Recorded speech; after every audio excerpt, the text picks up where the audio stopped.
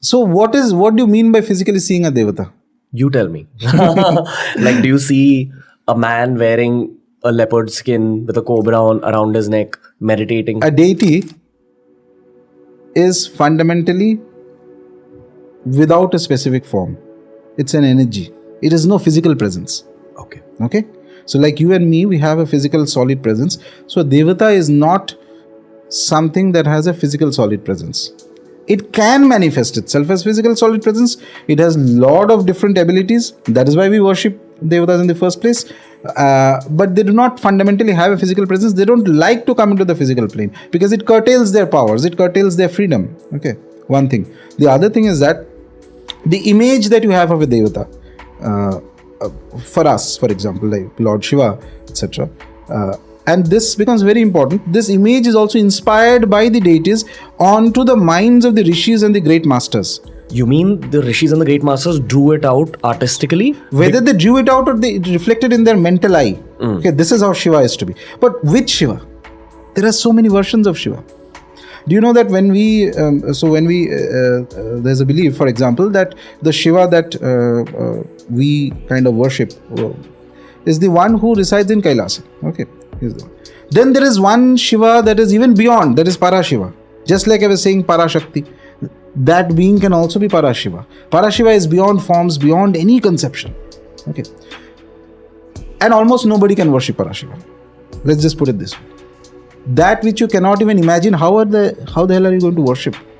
You have no idea what it is. Okay. It doesn't even demand your worship, by the way. That is the interesting thing. What is it up to? Nothing. In its own delight. It's just in a format of ecstasy.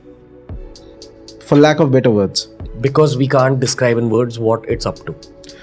From there, we have the Shiva who is in Kailash.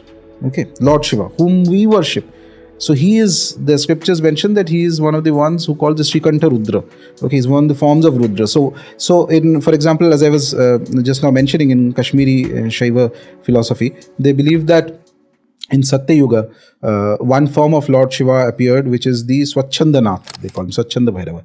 He had 18 arms and certain manifestations and certain figures. He came and he gave the Shaiva Tantra to the world. It's like the philosophical path of worshipping Shiva, which can benefit the world. Okay, and then this knowledge was also lost for some time.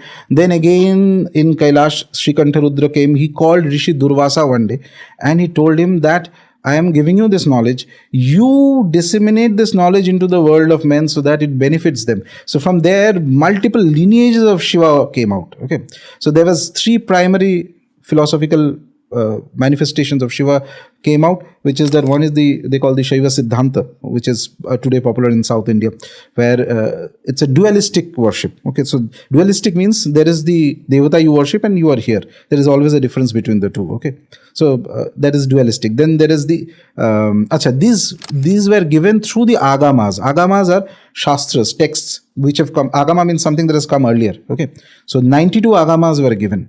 Of these, there were Shaiva agamas, there were Rudra agamas. Rudra agamas is how to worship Rudra. So equation with Rudra has to be partially monistic, partially dualistic, which means, it's very interesting, which means that there is a duality. You are not him, but there is some connection also. There is, at one point you are also like him. Okay, this is called as partially dualistic, partially monistic. And then the third set of agamas, which is Bhairava agamas. Shiva in his form as Bhairava, he is monistic. Monistic means eventually you will become the state what is called Bhairavoham. You are Bhairava. Eventually, not on day one, eventually at the highest stage. Let me just say, no one's spoken about this concept of Shiva with so much depth on the show ever. And that's why I was looking forward to this conversation. Okay. Basically 3 forms. No, there are more forms of Shiva. I am just giving the large format of it. Okay. You're also kind of explaining how to evolve yourself as a human to absorb it. You're explaining it from that perspective. And also to tie it back to the previous point from where this came out, this stream of conversation. So each of these forms has its own depiction, dhyana. Bhairava has a particular form. Okay.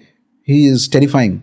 Shiva is Shanta, is very calm. And there is the format which is worshipped in South India and a lot of places. Soma Skanda, where Shiva is there, Parvati is there, 2 children are there. It's family man. Okay.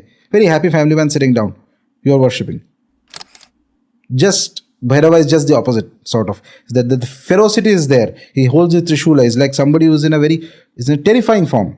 Okay. The word Bhairava itself has various meanings. One of the meanings is that he's a little terrifying.